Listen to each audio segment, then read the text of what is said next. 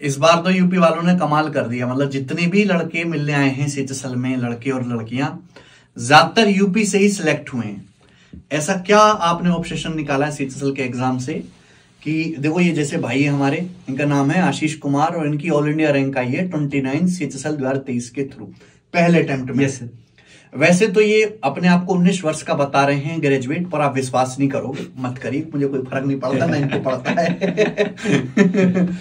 तो ये भविष्य से आए हैं और 19 वर्ष की उम्र में इन्होंने ग्रेजुएशन पूरी कर ली है। कैसे हुआ ये चमत्कार?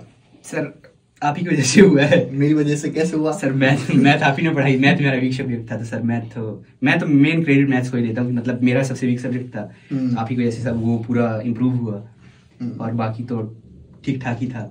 हिंदी मीडियम के होते हुए अंग्रेजी कैसे सुधार ली? सर बस वही, मैंने एनडीए की प्रिपरेशन करी थी ना स्टार्टिंग पे, तो वहां से थोड़ा सा रीडिंग वगैरह, कॉम्प्रिहेंशन वगैरह ठीक हो गया, बेसिक थोड़ा सा पहले से ही स्ट्रांग था, तो बुक्स वगैरह पढ़ी और थोड़ा सा वीडियोस वगैरह यूट्यूब से देखे, तो फिर वहां से इम्प्रूव हो गया सर। इंटर में अंग्रेजी में नंबर कितने थे तुम्हारे?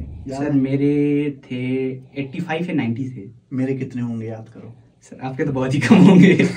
इतना कॉन्फिडेंस से बोल रहे भाई। ये सब क्लास देखी ना सर, आपके साथ टाइम बिताया तो पता है।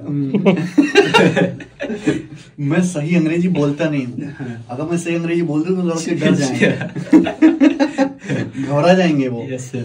कितने होंगे मेरे नंबर? 100 में 50, 60, 70 इतना। इतने ज्यादा क्यों बता दिए? इतने नंबर होते तो फिर मैं क्या नहीं करता भाई। मेरे नंबर थे 46। 46। हाँ। अच्छा, मैथ में कितने नंबर होंगे हमारे?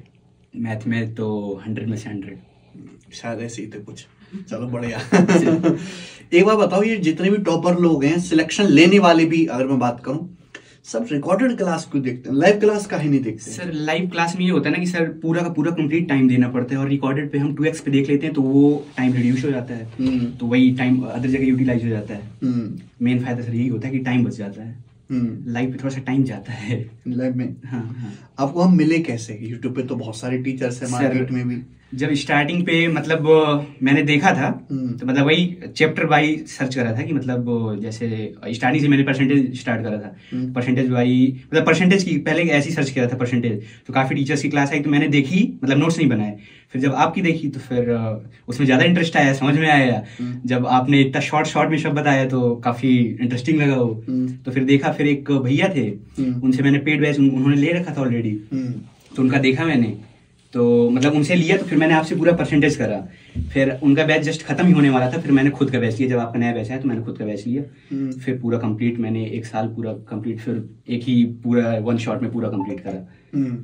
बहुत सारे स्टूडेंट ऐसे मिले हैं जिन्होंने केवल मैथ का मतलब क्लासेस लेके पढ़ा है एप्लीकेशन से, बाकी इंग्लिश, रीजनिंग और जीएस या तो उन्होंने सेल्फ स्टडी कर लिया या यूट्यूब से लपेट लिया, से कर लिया। नहीं, सारे ही लगभग जो आजकल आ रहे हैं उनमें से मैक्सिमम ऐसे ही हैं। Yes sir. क्या मतलब बाकी सब्जेक्ट की डिमांड खत्म हो गई है या मैथ ज्यादा बढ़िया पढ़ा रहे हैं हम? सर यही है, मैथ में मतलब सबसे बच्चे सब स्टार्टिंग पे अगर सिलेबस है नहीं अब मैथ का, मतलब अगर सिलेबस कवर करना है तो मेरे हिसाब से सिलेबस का मतलब ये कि अगर आपका मैथ कंप्लीट है तो आपका सिलेबस ऑलमोस्ट कंप्लीट हो चुका है, क्योंकि स्टार्टिंग पे मैथ ही में सबसे ज्यादा प्रॉब्लम होती है।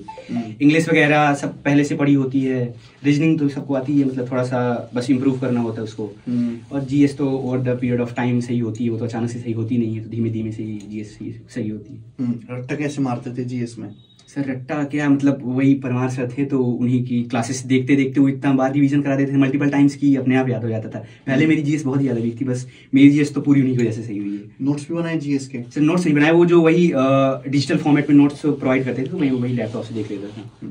बहुत सारे एप्लीकेशन पर ना क्विज आते हैं अलग अलग सब्जेक्ट के, क्विज सॉल्व करते थे वो? सर वही टेक्स्ट बुक को नहीं, मैंने प्रॉपर वैसे क्विज तो नहीं सॉल्व किया, लेकिन मॉक टेस्ट बहुत दिए टेक्स्ट बुक के प्रॉपर, और ओली बोर्ड के जो भी लाइव आते रहे मैंने कोई भी मिस नहीं किया, सब दिए पूरे मॉक टेस्ट सारे। हाँ, मतलब वही सीजल टाइम पे मैंने कम से कम 60-70 मॉक दिए।